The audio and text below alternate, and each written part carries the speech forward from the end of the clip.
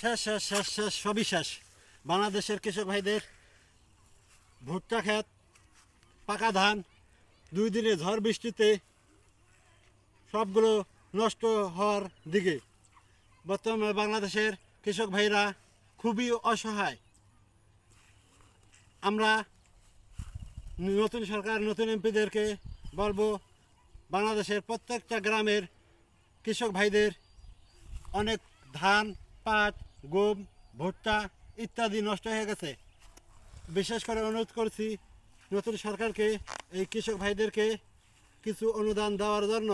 কারণ এবছরে প্রচুর ঝড় বৃষ্টি হওয়ার কারণে কৃষক ভাইদের মাথায় হাত কি করবে দিশাহারা।